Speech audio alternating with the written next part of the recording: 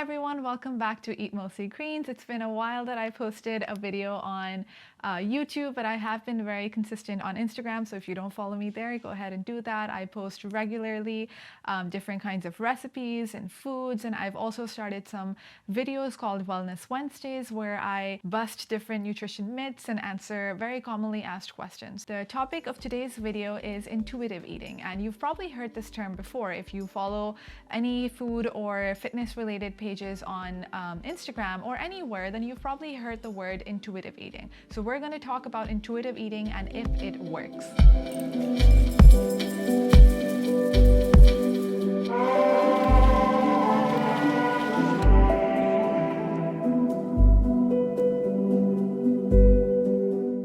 Intuitive eating is an approach to eating that has nothing to do with meal plans or diets or willpower or any kind of discipline.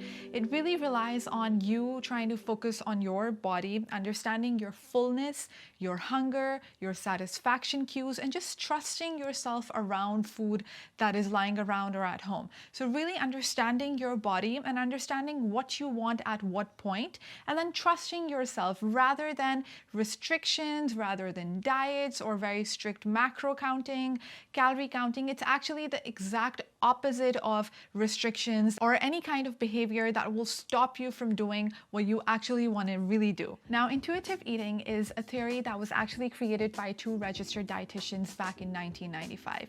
And they really wanted to stop this chronic dieting behavior, these body image issues and eating disorders that a lot of us develop over time when we start practicing a lot of restrictions and strict diets and just stopping ourselves and regulating everything around us. So the point of their theory or their intuitive eating was to let us really understand what we want and get in touch with our body and our hunger cues and listen to ourselves and do what we feel like doing. And it makes a lot of sense. I mean, we are actually born innately intuitive eaters. If you look at babies, they don't restrict themselves, like when they're hungry, they'll cry, they'll eat, they'll get satisfied, and they'll get happy. So it's really basic. It's taking us back to unteaching us all those things that we're taught over time about food, about carbohydrates, about desserts, and really unlearning all of these diets and regulations and taking us back to the simpler ways.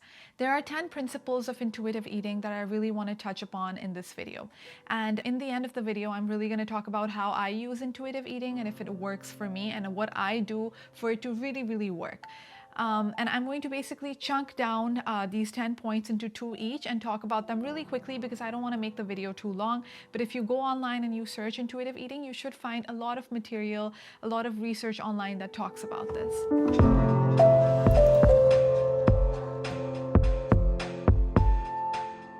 The first 2 points of intuitive eating is rejecting the diet mentality and really honoring your hunger.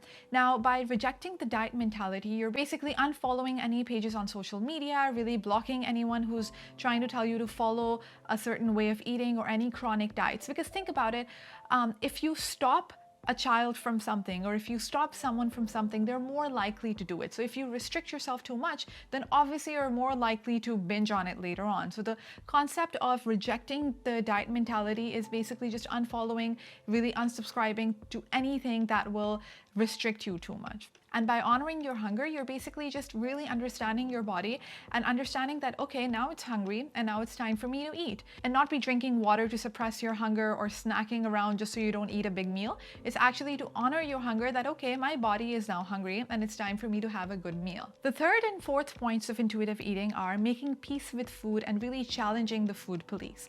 Now, think about it. Who taught you that carbohydrates are bad for weight loss or just in general? Or who taught you that sugar is bad for you or that you should avoid desserts or you should control your portion? So you're basically going to unlearn all of this. You're going to challenge the food police that is out there, any nutritionist coach or anyone like that who is telling you to follow a calorie restriction or that any food is good or bad. We're basically going to reset our minds and we're going to think that every food is good every food is good for you.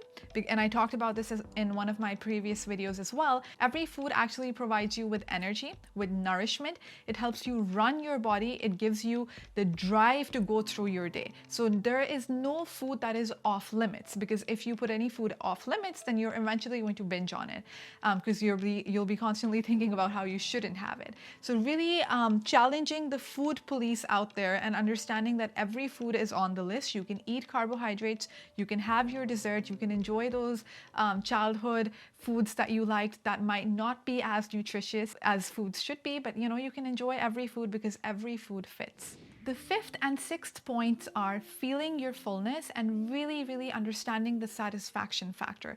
By feeling your fullness, you understand that, okay, I'm full now. I had a good meal and I feel happy. I feel satisfied. And by doing this, you're really not only appreciating the food on the plate, but also really getting in tune with your body. So to do this, you kind of have to take your food slow. I think they recommend that you should take about 20 minutes to finish each meal.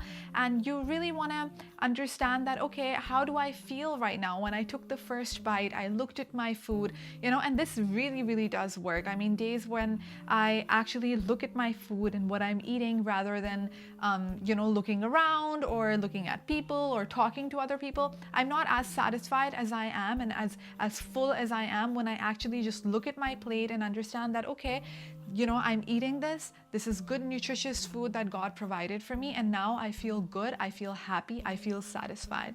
So really understanding that, okay, I'm satisfied right now. I'm full right now plays a role in how you feel overall around food. The seventh and eighth point of intuitive eating is coping with your emotions without using food as a tool. And we all do that, right? We really use food as emotions, because whenever we're emotional or we're cranky, hungry, maybe we had a bad day at work, we might eat more because we find that satisfaction in our food.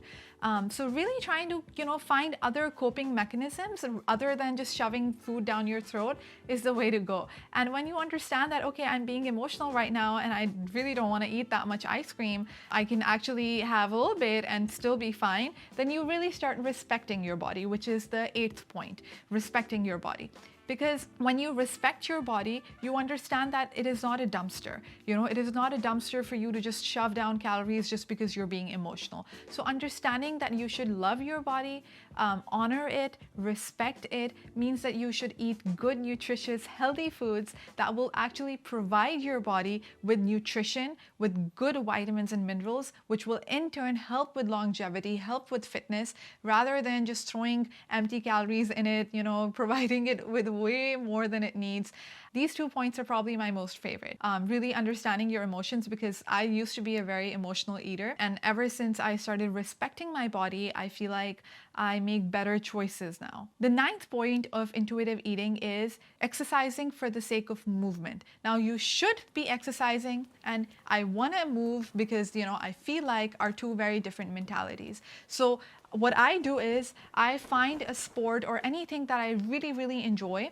And then for me, that's not even exercise, because I love that form of movement. For some people, that is dance. For other people like me, it's Pilates. So really understand that, what do I like? If you're a runner, then you run for the runner's high. Don't do exercise for the sake of burning calories and sweating and just so that you can eat more. The last and final point of intuitive eating is honoring your health with gentle nutrition.